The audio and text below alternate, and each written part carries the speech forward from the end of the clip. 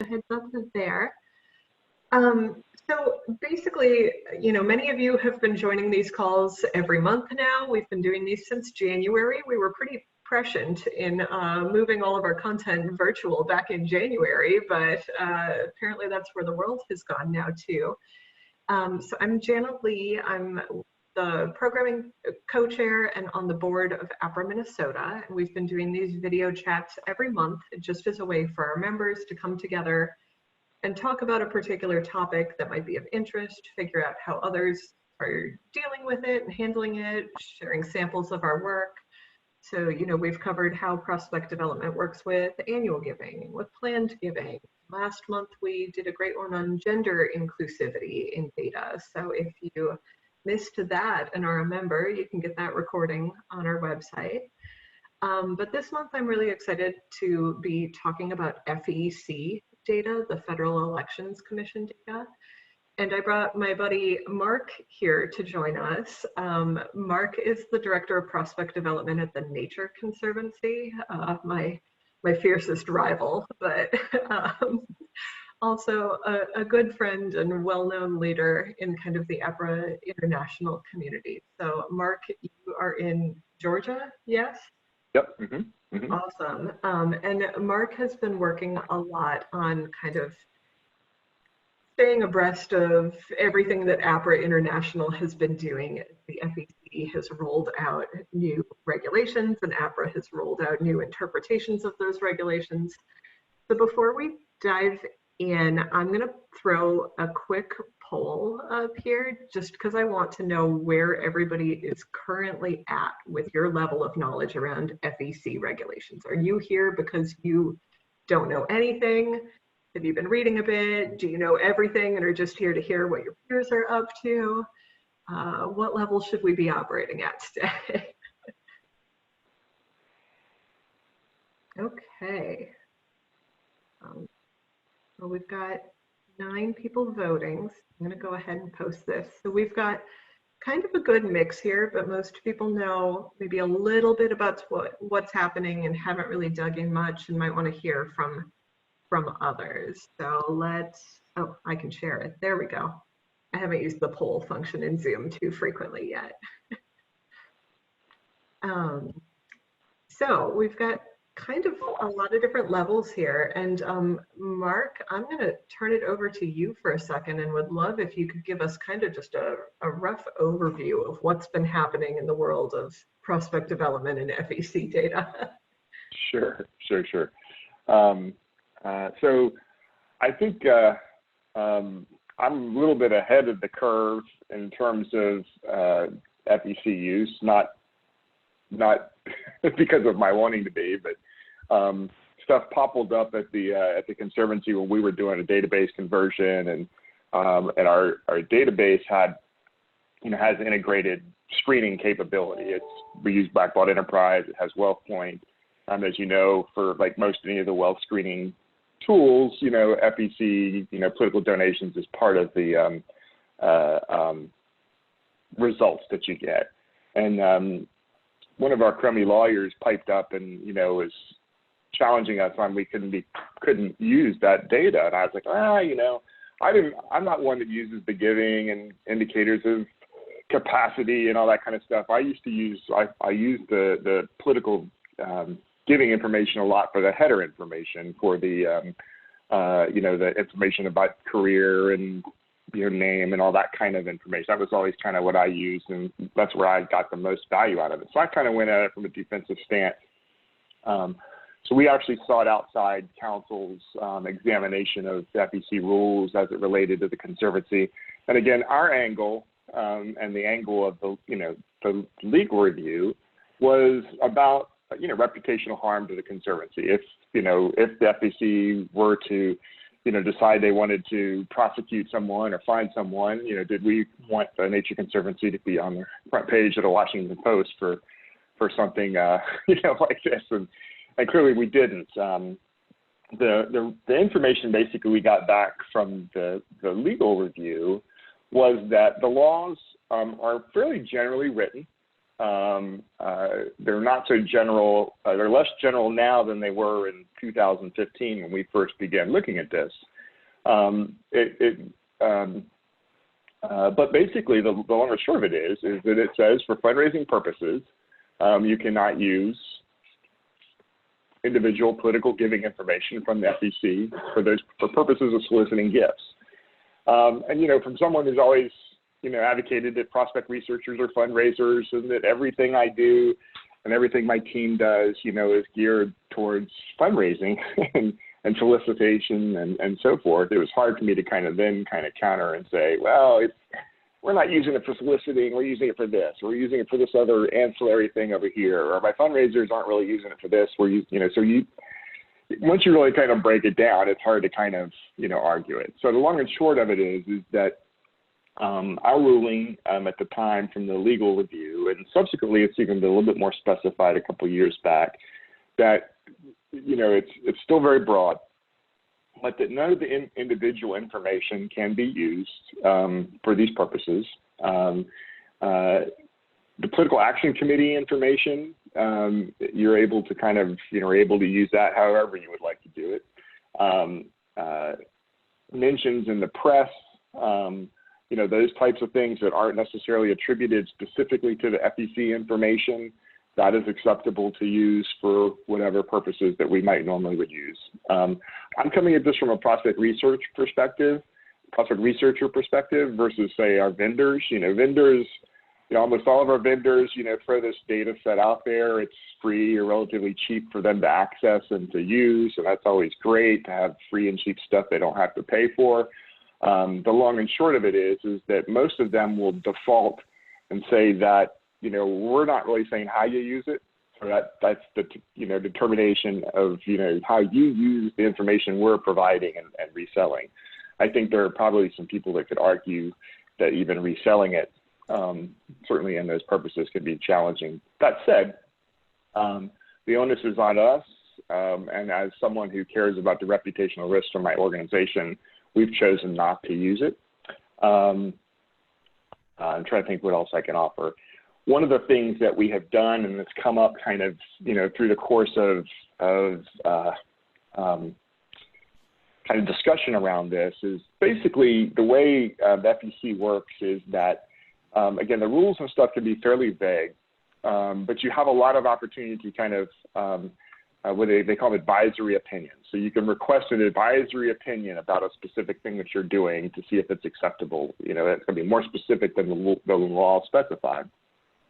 And Tim Honeywell from from True Givers, kind of on behalf of the organization or the industry, took a bunch of questions that most people I think submitted kind of through the L, and submitted a request for an advisory opinion, you know, around these specific use case kind of scenarios. I think kind of where that sits is that unless it's happened in the last month or so, which I doubt it has, the FEC does not have a quorum of commissioners, and so they are not able, thanks, Lori. So it is not, they don't have a quorum of enough commissioners to actually issue an advisory opinion. So I think that how they're going to, when they get to the request that Tim has submitted and how that will play out, I think remains to be seen. I'm trying to think. There's been a couple good things I would refer anybody to, and Lori's on the call, she could speak to that too as well, but there's a pretty good blog post on Apra from August 2019 that kind of talked about a lot about this, and then subsequently the Apra Ethics Committee issued an adjustment to the toolkit. Yeah, so great. So there's, you guys have those links. So there's really good kind of information that's clear in use. It's not always great in terms of vagueness, but it is what we have. Since some of you guys are up close to the border, I've been told by some of our Canadian vendors that there are similar rules for Canadian political giving. I'm not anywhere near as aware of that as I am some of the FEC stuff, but I think that there are similar kind of regulations up north of you guys. All right, I'll shut up. Great, that was super helpful, Mark. I know I've been digging into this a little bit at my own organization and trying to figure out, like, this is how APRA's interpreting it. We're waiting on the advisory opinion. How are we interpreting it? What are we doing with our historic data, and what are we doing going forward? And kind of what does that look like? So I know some of you are here just because you don't even know maybe that these regulations are in place or how APRA has been interpreting it. But for those of you who are aware of it, I'd be curious if you are making any changes at your organization right now. So I'm going to put another one of these up. So have you guys told other philanthropy staff that this is a new thing? Have you been working with your legal staff? Have any of you removed FEC data from your database? Either going forward, we're not going to put it in there, or we're pulling everything that's in there already out. Are you stopping using this in your capacity ratings? Are you, taking it out of profiles, either historic ones or just going forward? I'd be curious where folks are at.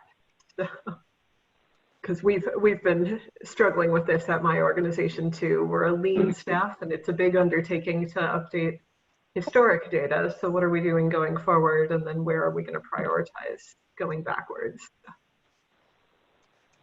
It's really complicated because it's really integrated so distinctively in a lot of the tools that we use in this work. So even some of the efforts that I've lobbied some of our vendors, to either allow us to kind of opt out in some ways, to create some other kind of functionality within their tools so that this is not part of the options.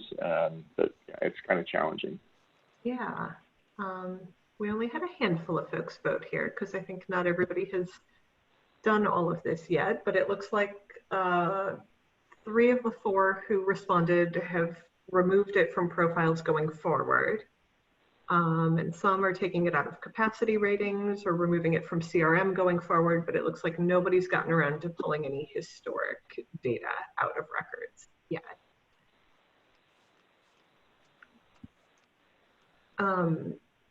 Yeah, I guess the vendor conversation is probably a good one to dig into. Mark, like you said, a lot of our vendors are accessing this data, for free or cheap, making it available to us. Lori, you chimed in on the chat that the vendors will say they're giving it away for free to you.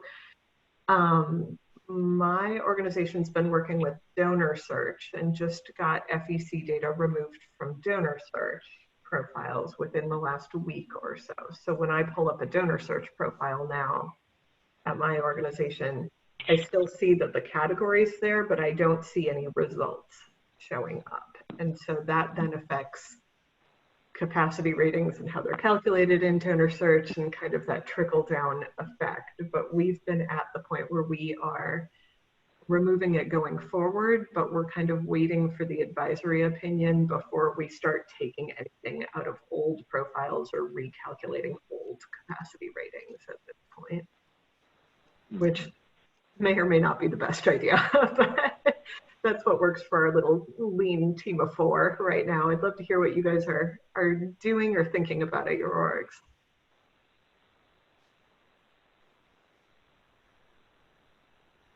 Julia or Sam, has this come up at Mayo at all? It has. we haven't gotten any definitive guidance yet. So I think on the research team, people are more or less just, we use Blackbaud CRM. So the FEC data is still being pulled into WealthPoint. I think we've just made a point of not using it, and when we're doing profiles, not including any of that information. But then in terms of the larger scope, we haven't really nailed down what our path forward is yet. Great. So we use BBCRM, and like I said, luckily we kind of got on the front of this when we were doing our implementation. But we had some customization done to that tool. Again, it has their wealth screening functionality integrated into the BBCRM. So we were able to get it set up or programmed or however, so that when we do a wealth screening, again, like Jonna said, there's still a category for political giving, but it just automatically does not populate when we do a screening in the database.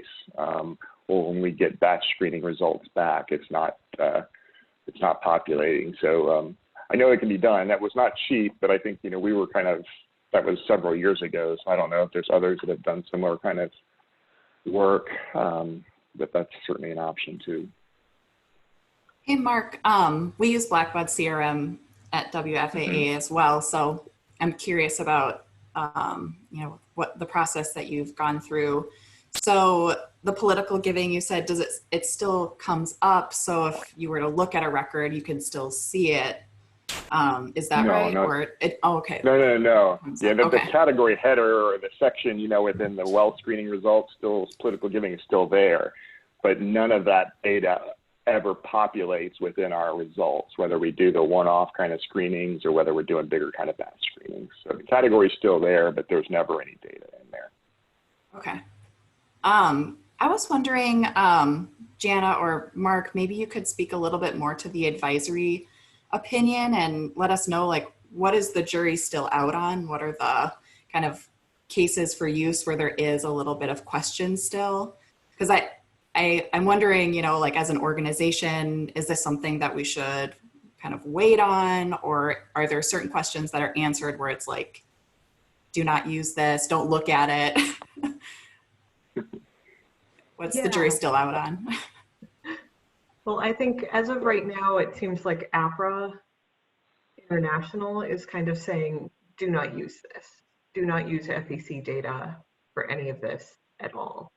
Where the advisory opinion is coming in is trying to get some clarification around, like, are there certain areas where maybe we could use this for things? So Mark mentioned Tim Honeywell at True Givers, and he was taking kind of compiling questions and suggestions from folks on the Prospect L listserv, which is Apra International's big listserv.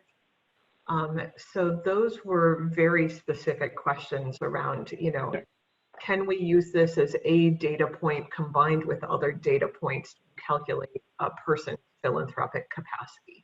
Can we take, I see Amy's question in the chat around, like, employment data and use this as a confirmation of employment, you know? So kind of, I want to say there were like 20 very specific, like, use cases that Tim had outlined.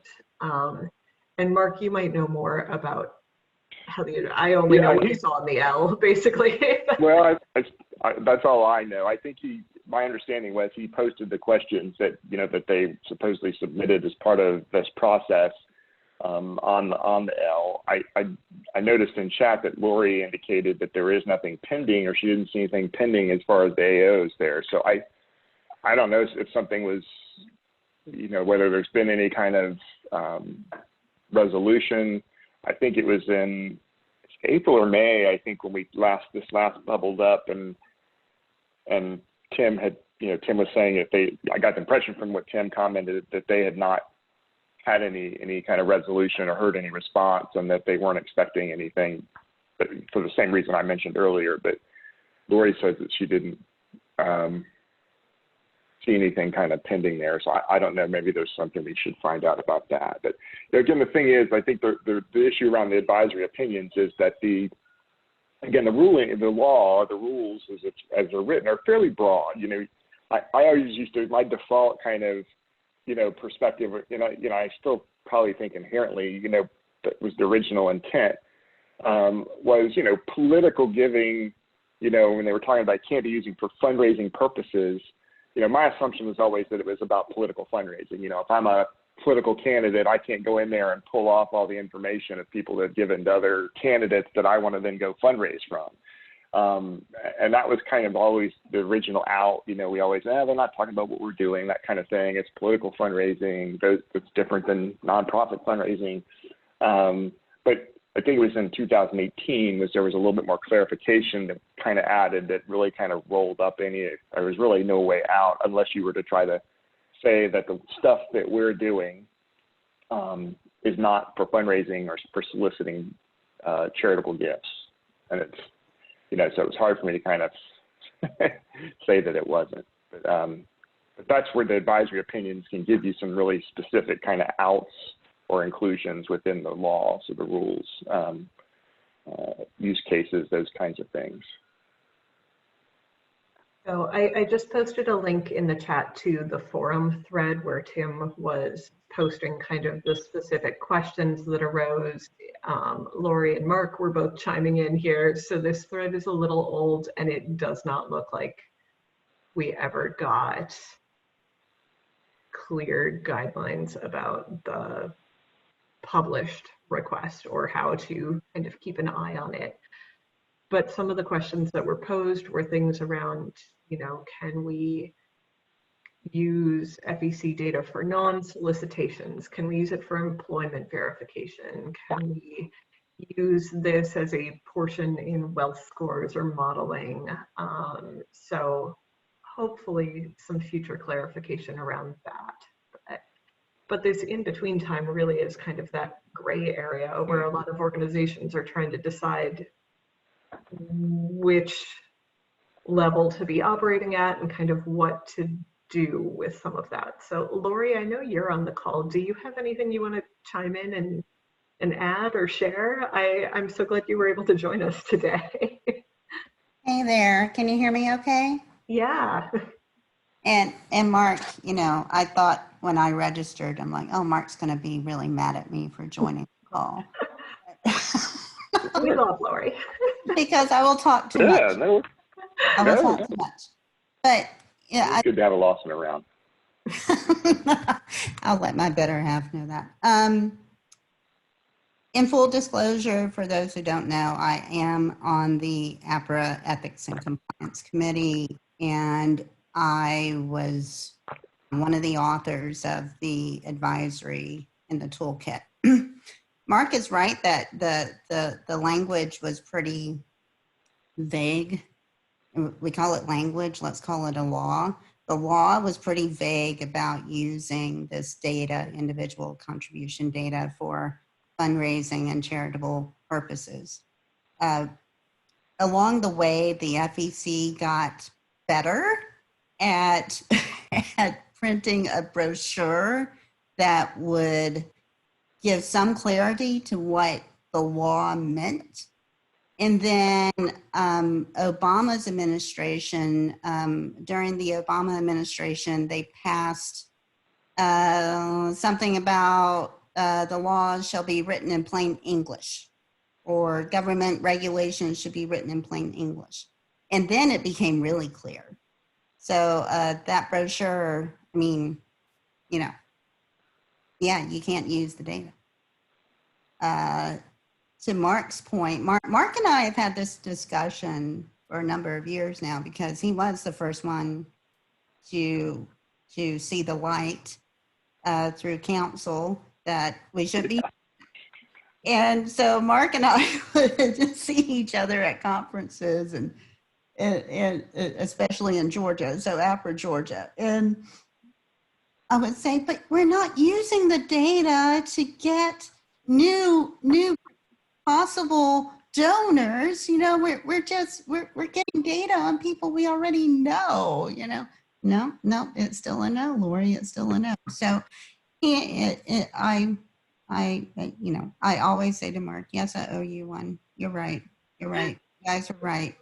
And it's very clear. It's not something I really wanted to be right on. Oh, I know. Believe me, I love data, especially when it's free, right? And it's helpful and useful. And, I would just say to all of you who are trying to figure out how you live without it, TNC has lived without it, and they do very well in fundraising land, right? So there are other ways to get at the data that you find useful in there. And right now the ECC is working on guidance on how to get to that other data without using FEC. So that's the Ethics and Compliance Committee for Apra Right. International. Yeah. Right. So we're trying to be helpful instead of hurt. Because I will say that's a challenge I've been facing. I don't think many of your organizations have this, but we have a separate 501c4. So we exist with a 501c3 and a separate 501c4, and we have one major gift officer specifically helping fundraise for our C4. And we used to use a lot of the FEC data to help prospect for him. So either sussing out within our current donor pool who look like they might be a good prospect, or using it as one of many data factors and kind of identifying folks who weren't already on our radar, which was probably against the regulations for a while, don't tell Lori. But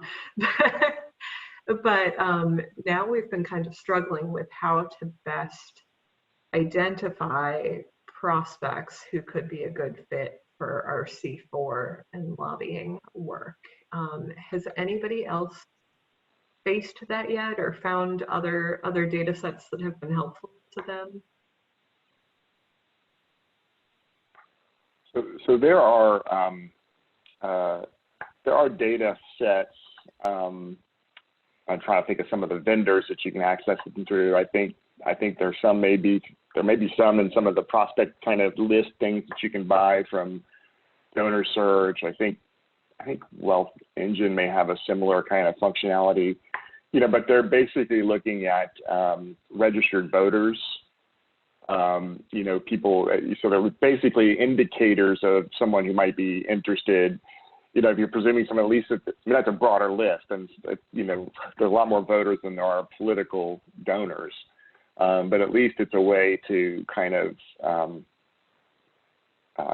identify a segment of prospects that may be inclined to to kind of really give a hoot about that aspect of our work. We've done similar. In fact, that work, as I said, our attorneys had already been kind of working on this when they saw that we were doing the database conversion, and this actually came through our external affairs government relations group. We were using political giving as an indicator to find out which of our trustees were supporters of certain politicians, so that we could use them to leverage for certain ballot initiatives and things like that that were important to us organizationally. And they had kind of been down that road about using the information for that purpose. So that's why that they were already aware of the rules around some of that work. So, but there are kind of odd data sets like that. I always get at, the alternative, some of these alternative data sets, are they using that FEC data as source material? And, how does that remove, does that third party, does that buffer, remove you from any kind of ethical obligations? And I again, just because I've gotten to be to this point, I tend to think no, that if I can, the ultimate source material for, a tweaked data set is still the FEC individual donor information, then I'm, not inclined to kind of go there. So it's one thing to find the source. It's another thing then to kind of find out what the source's ultimate source is, and then kind of what kind of decisions do you want to make. This is great. So what questions do people have? What situations are you coming up with at your workplace where you might need to make adjustments? What other information could Mark or Lori or I help provide about any of this?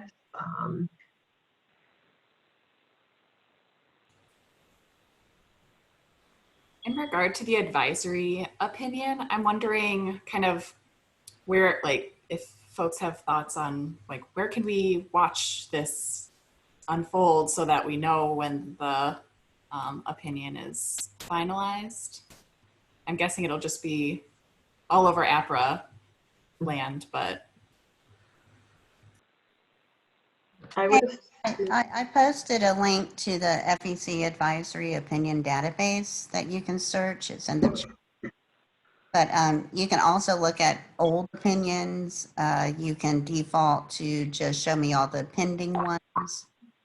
That's why I know that there does not appear to be any pending advisory opinion request that Tim Honeywell has stated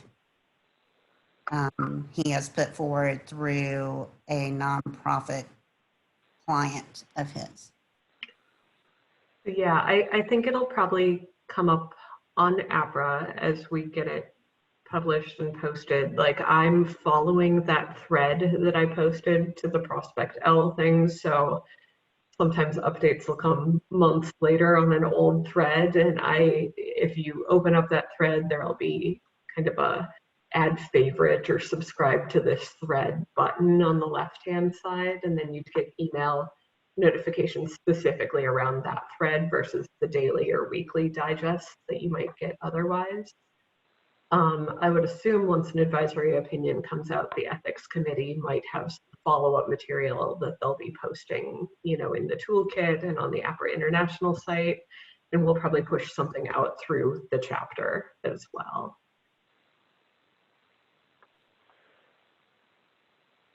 I think there was a question about removing information, past information. Is it advisable? Our kind of, like I lucked out in terms of our CRM because we didn't really have a prior CRM with that information in it. Although we have found, like, even in some contact reports and some research notes and junk like that, that it was carried over in the conversion. There's some mentions of it. We've just elected, just kind of from a volume perspective and things like that, not to try to go back and purge everything historically, just because of the significant, I think, and sometimes challenging kind of ability to even do that, versus the likelihood that it would come up in some old files buried somewhere in our, hard files or things like that. So, I think it's certainly something, if it's easy to do, or if it's something that, is a easy, you have the easy ability to kind of even survey the quantity of it, depending on how often you used it. Is typically a random mention of almost whatever relevance is sometimes, even unknown in a profile or something in our cases. And so to go back and try to purge all that, is just, I think it's kind of cost-benefit analysis kind of thing. In a perfect world, I would say yes, absolutely do it.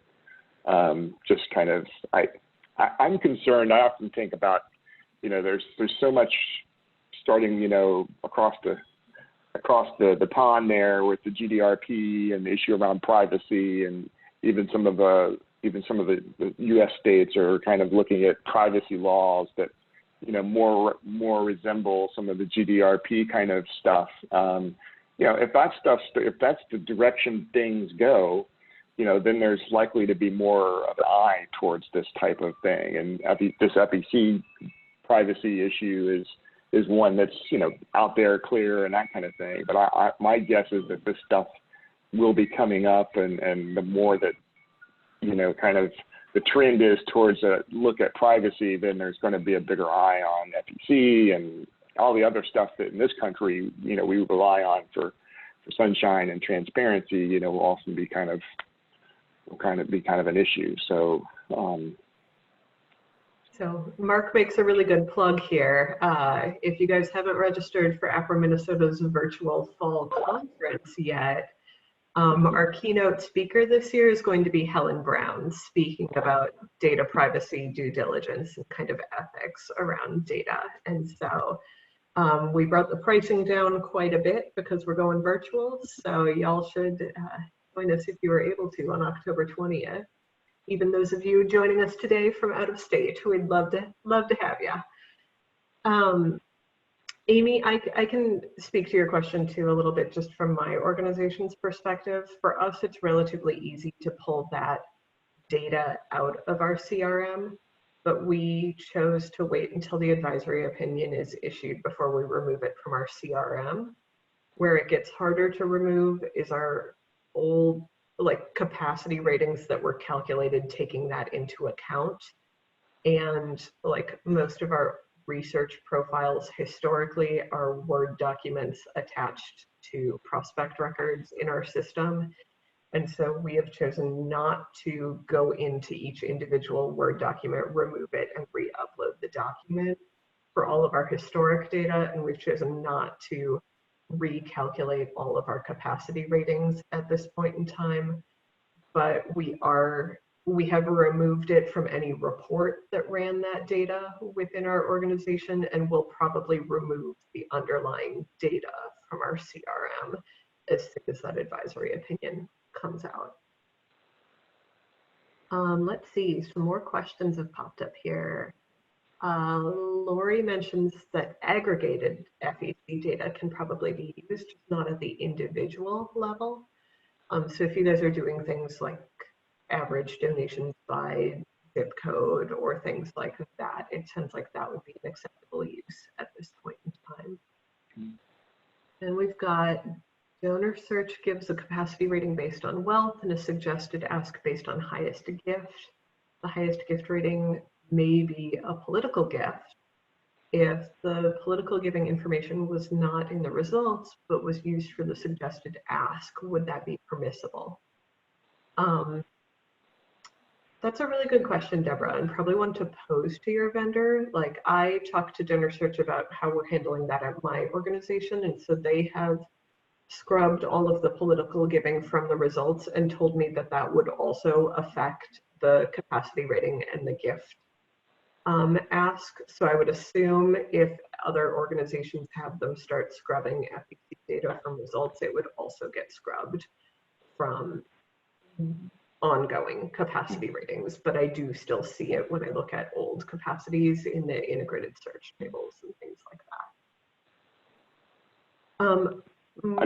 I was offered to real quick about some of the vendors. Like, I know iWave, for instance, it's pretty easy to see, like, when you get their results that are their capacity, you can tell what the source of that specific result is for each individual. It may be, and one of those, political giving is one of those indicators. So we've manually, when we've done screenings with iWave, we've manually gone in there and filtered out the ones that were flagged by political giving, and then basically gone to the next best capacity amount, the next highest around that. So a lot of it's, you can work around it, and it's manual and all that kind of thing. And it would be great if vendors, would, allow you some sort of like option to kind of to do that. Most of them know this issue. Most of them, I think probably try to stick their head in the sand and, hem and haw when you ask them about it from this perspective. But it's challenging to pull some of that out of the details sometimes. So it's probably a conversation that folks want to start having with their vendors. I raised it with Donor Search back in January probably, and they just gave me the option to opt out a few weeks ago. So like, it took them a little while to get it set up, but it seems like it is set into Donor Search's system now. I would assume iWave has been having this conversation to some extent. They may have that functionality available to folks, but you just have to request for it to be turned on or off. So something to think about as you work with your vendors and renew contracts and things like that. Yeah, I would say even bringing it up, just mentioning, the more it even gets mentioned, if you're asking about it or inquiring about it, as Lori just kind of posted, I've talked to every vendor we use, and we use most any of the screening kind of vendors at one level or another, in one place or another, back when this started becoming an issue for us. And, they all acknowledged it, and then, then ignored me anytime I asked if there's any kind of suggested workarounds, whatever. But when APRA, took a formal stance on it and at least brought it forth as an issue, through the Ethics and Compliance Committee, they had to kind of acknowledge it in a more clear kind of way. And some of them have, begun to kind of do, as Jonna mentioned, with Donor Search, kind of, so others kind of offering workarounds and things like that. So, yeah. So there's, to Lori's comment, is right on par.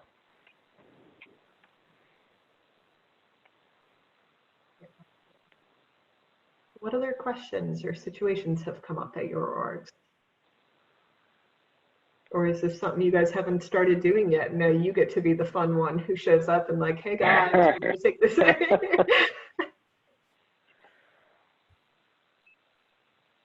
I will say my legal team was real proud of me when I like brought them this thing proactively, and they were like, whoa, philanthropy never brings us stuff. And I was like, yeah, I am now, look at me. I won some bonus points with the legal team that day. That's always a good team to win bonus points from. That's good. That's good, Jana. You know, I mean, a lot of this is just mitigating risk for your organization. You know, is it really worth the risk to your organization? Like Mark said about, do we want to be that that headline in the Washington Post? No, you don't. You just don't. Yeah, Deb mentions in the chat, it'd be interesting to see how capacity ratings differ with and without the political donation information. We just rolled out the change in donor search a couple of weeks ago, so I don't have much anecdotal or real data around that. Mark, you guys are further along. Have you guys done any comparison type work on this? So we don't do, I think the way, unless there's a glitch in their system with donor search, we use that typically more kind of from a one-off perspective. We don't do a ton of batch screening and profiles with them. So my understanding, or I think what I've discovered, is that it may be in the results of like a batch screening in the profiles, but if I do some of the other functionality, it's still coming up. So I don't know whether there's just a glitch there, but I've not seen evidence of it. And we've never used it in our capacity ratings. And so again, luckily, and that, it's just my own kind of personal approach to, to that kind of capacity ratings and the relevance of political giving and the value of it in terms of that component. And so luckily it was not something that was kind of really deeply integrated in a lot of the processes that we've used. Like, I'd guess it'd probably have a fairly sizable effect for us. We do mostly screenings, not a ton of like in-house capacity calculations.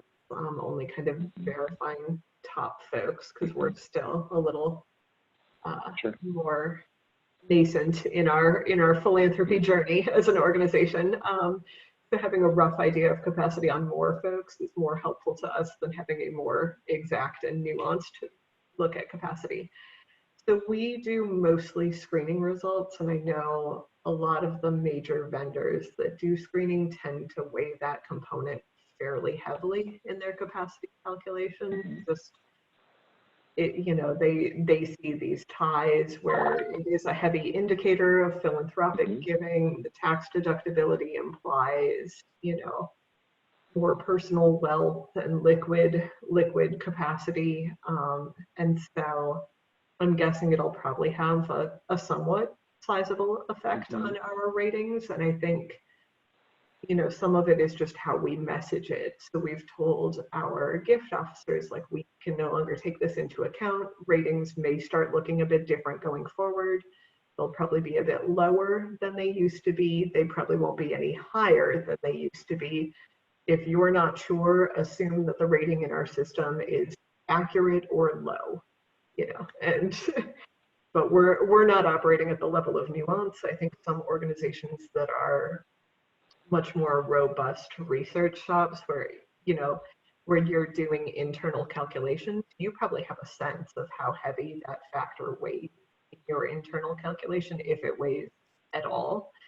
And maybe it's just a trump card where when you see that, that is a heavy indicator. Maybe it's 5% or 10% of something. So I think orgs will probably start to see some of that out in the next month, especially as more vendors offer this and more people become aware and request this of vendors going forward.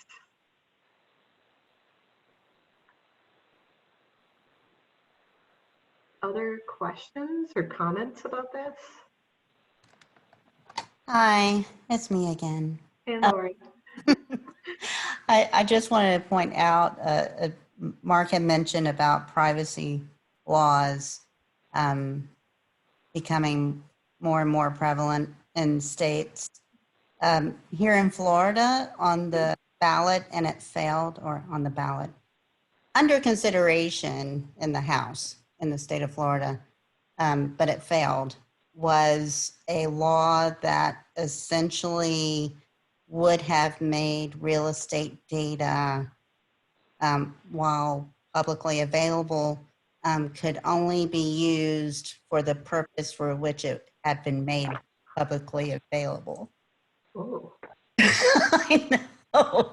So when you think about, oh gosh darn it, we can't use the FEC data, I just want you to go down that rabbit hole of publicly available data is off limits except for the purpose for which it was made publicly available. But yeah, that failed. But I expect it to come up again, and I expect us to see that in a number of other states as well. Yeah. So speaking of some of that, Lori or Mark, do you know if there are any regulations on using state political giving, like for fundraising capacity, et cetera, purposes? Mark, you can go first. I haven't answered it. You do have an answer. I was going to say it's not something that we run across typically, that information. And if I was at the University of Georgia still, and I was focused just in the state of Georgia, I might really have kind of seen what the laws were there and how I might use it, because most of our prospects would be in Georgia. But as the Conservancy is global and national, and I have a hard enough time keeping track of one set of rules, much less 50 or 60, for each different state, likely to have different variations. But Lori can correct me. She probably knows far more than I do about this. You're right. States like to believe that they can control this data, but the FEC begs to differ. So if it's political contribution, the FEC owns it. So it doesn't matter if it's at the state level. Okay. I know. That's good to know. I do know too, in one of those Prospect L threads, I think it was Doug from Advisor, mentioned that they use an overlay of some political giving type information that's not sourced to the FEC, that's from surveys and things like that. So, if you really absolutely must have this component, that type of information is available someplace. So, just keep digging and you can get it. I would probably suggest if it's something you're using, excuse me, really consider the true value and relevance of it in terms of significance to your calculations in your organization before you spend a lot of wheels trying to find alternative sources of this stuff. The more alternative that you go, the more off the grid, out of our normal package kind of data providers. So it's likely to be fairly expensive, cumbersome to work with, varying degrees of accuracy to kind of work with. So really consider the relevance of it to your work, and how much, if it's something that's really banking on and it's the key component of some formula or some approach that you take, then maybe it's worth, considering kind of some of that extra effort that's required. But, if it's not, it might be easier just to be more prudent to just adapt your approach to things. And so I'd really, before you think it's something you can't live without, I'd really kind of give some thought to that as it weighs in on your organization and the work that you're doing to support it.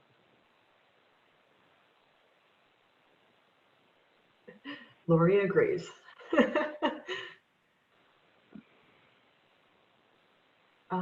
Let's see. Does anybody know when prospect researchers started using this data and when vendors started providing it? Pre-1995, to tell you that. Yeah, David, my husband, David, he's in the same room where I am, but he's not on the Zoom call, but you're on speaker on my laptop. So he heard it and he started laughing. But when he started laughing, I had typed into the chat David Lawson. Yeah. So he was the first one? No. No, he's going to correct me. Who? No, my Your company back then? The mid-90s, we started using it with screening, because at that point, the whole point was that we weren't selling names, we were only appending data, and that seemed, we thought, That seemed to satisfy permissible. it. By the time companies put that to the test and the SEC said, nope. FEC. I'm sorry, the FEC. SEC is a different story, Yeah, and although compelling as well. But that was, 2008 or so. And I was out of that world, so. Did you hear? Yep. I Okay. hope you enjoyed it while it lasted. Yeah, we had a good 25-year run. We got our Yeah. money's worth. Yeah. I do think, though, the aggregate data, interesting, because no question politics and philanthropy go together. So there's data, I think, that will be, is useful. But the other thing to keep in mind, often the FEC data actually seriously underestimated people's wealth. Yeah. Because of the caps on it. So, what I would always tell people, if people were maxing out the caps, then that was just a sign that this was, the tip of the iceberg of what was going on. But so now you can't know not the $50 donation, but the people who were hitting whatever the 2,500. But having said that, you can't use that insight Yeah, so anymore, stop talking then. I'll go back. We have interesting conversations in our household, in case you. Yeah, your dinner table must be real fun. No. Oh yeah. Well, I mean, when the when the ethics committee, when we came around to see Mark's side of the FEC positioning, and I started promoting it within the ethics committee, saying, I think we're going to have to do something about this. David and I argued both sides of the situation ad nauseum. Yeah. So yeah. Mm-hmm. But I do think, the point about aggregate data is an important one, and thinking about, how we use aggregate data in our work too. I use a lot of median real estate value by zip code and pieces like that. And if you think about, are you trying to get a sense of, is this person in a politically active community that has this kind of wealth to give? If you can think about that at an aggregate level versus individual, I think there are still some good insights that can be pulled out or, assumed from some of this. Yes, Lori says, perfect. Any last questions before we wrap this up for today?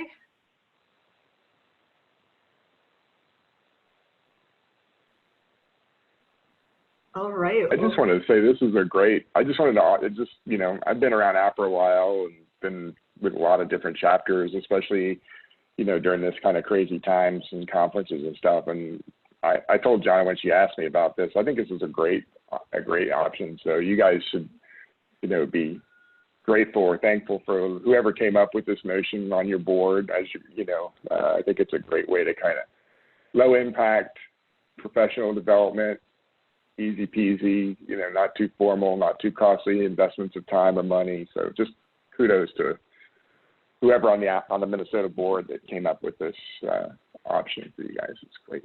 Well, thanks, Mark. And we're going to keep these going. So if you guys check out the Apra Minnesota website, you know that every 2 weeks we do a virtual happy hour on Wednesday afternoons just to chit chat.